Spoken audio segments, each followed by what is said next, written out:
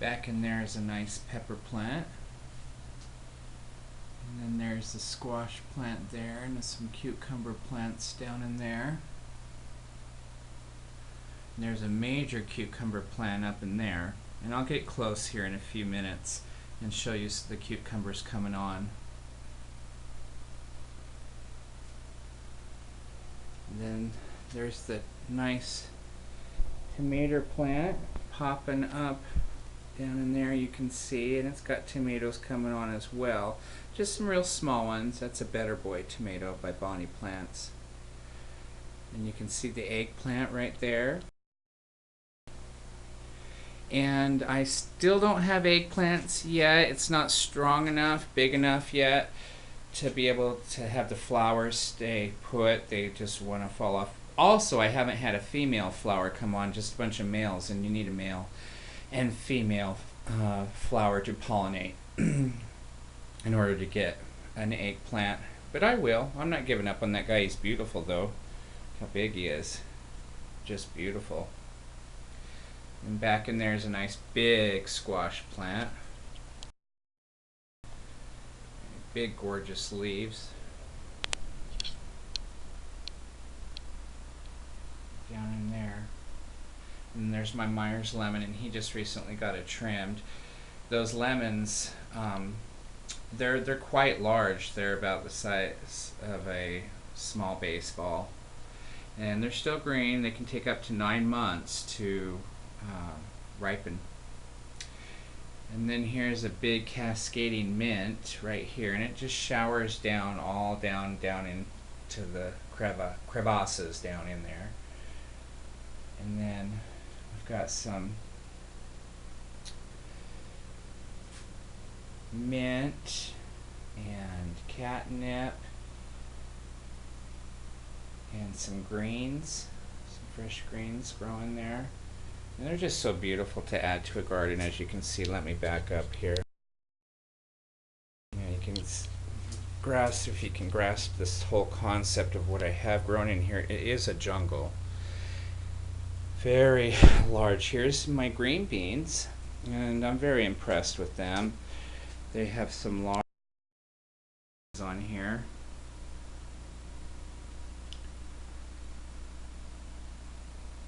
You can see them. The green beans and some butter beans down in there. See the butter bean in the middle there. This is in an earth box. I just love them. So I have lots of different growing mediums here that I use. I've got soil things. The squash plant in the back, that's, you can't see the buckets, and the cucumber plant, but those are in hydroponic setup that I had learned to make on YouTube from Me Gardener. And there's other people doing it, but if you ever get a chance, if you haven't already, check out his web channel, Me Gardener. He's just wonderful, and he does everything with great success, may I add. But I'm rather impressed with this. This has been a labor of love, and this is one of my 3 gardens that I have. The other 2 are in the house, and they're hydroponic mostly.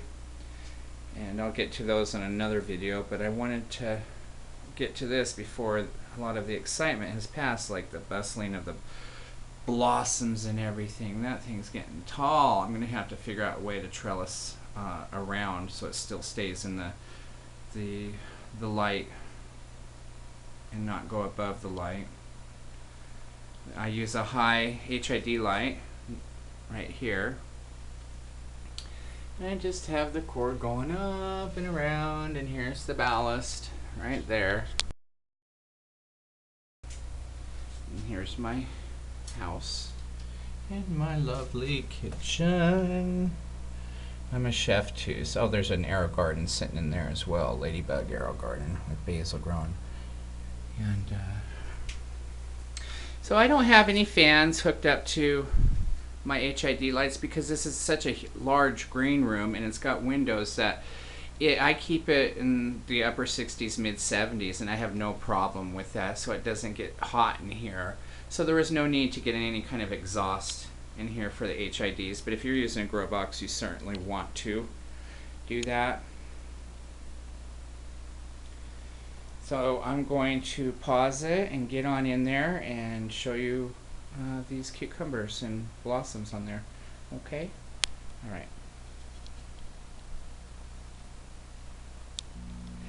Okay, now that I've pulled that giant eggplant out of the way, you can see here's the tomato plant down in here. This big guy. And this is how I pollinate the guy. You know, you just take it and you just go like that. You just tap it and then they'll self-pollinate themselves. You don't need a male and a female. And that'll do the trick. Right there. Or I go like that, you know, you could take it and shake it. You know, if your flowers fall off, then you've got a problem with your tomato plant. And it can be a whole range of things. Let's see, here's the tomato coming on in there. In there. And then here's the cucumber plant. Look at that nice baby coming on. Look at him. Or her, shall I say. And there are so many flowers on this plant, but you know what? Most of them are male. I've only got a couple cucumbers because it keeps putting off all these male flowers. I'm trying to find the other. Anytime you see a icky kind of leaf, get rid of it because you don't, if it's got something, you don't want it to spread. Oh, there's another one, and I do believe there's a female one. I do believe I pollinated that. I sure hope I caught it, or else it won't get any much bigger than that. And so that's how you tell the difference between male and female. It does look like it has a baby cucumber at the end with a flower, and so you'll just take some pollen from the center of a male plant and you'll put that in the flower of the female with the baby cucumber. Here's the squash plant. You can see the buckets are down in there. And the other one down in here. That's the cucumber. And they're doing really good. I mean, this is a really healthy plant. I struggled with it at first. Kept getting some kind of mold, and I don't know, what is that thing? What is that? Oh, it looks like I don't know, styrofoam, or it's like some kind of, looks like a slug, but it's not. It's styrofoam or something. Okay, and that's a ginger plant right there. This guy coming up here. And you can see down in there. Down in there, that's ginger. Dig him up and harvest him, and here's the Myers lemon plant. Right here. He's got a lot of new growth coming on. See those new leaves since I trimmed him. And that encourages new flowering and new growth. So don't be afraid. And there's no real exact way to do it. Here's the pepper plant. And I got peppers coming on in this guy. See those peppers? And this is peppercini. And so this is how I pollinate it. I just take it, and that gives, these guys put off a lot of pollen. And I just tickle it like that, tickle them. And so it gets the pollen on the stamen really easily. This plant was actually a lot bigger, but my cat got stuck in my grain room overnight, and he totally trampled it.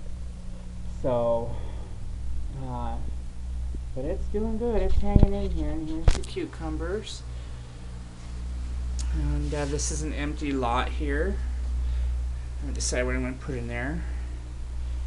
And these are papaya trees, and I'm going to pick out about 6 of the best ones, and because you need a male and a female to produce fruit. And so right now it's just real pretty to have that extra green in there. And there's that towering mint plant, and there's a daisy right there, and that puts off beautiful red. I don't know if it's called Gerber daisies. There's none right now. My dahlia. Dahlia's got lots of bulbs still. Mr. Rosemary and basil. An eggplant. And hosta, one of the 2 hostas that I have. And some succulents. And some more pepper plants down in there. And these are rainbow pepper plants, and they have not yet put off buds, flowers. And then I've got a geranium down in here. So, there you go. There you have it. There's my big, large indoor garden.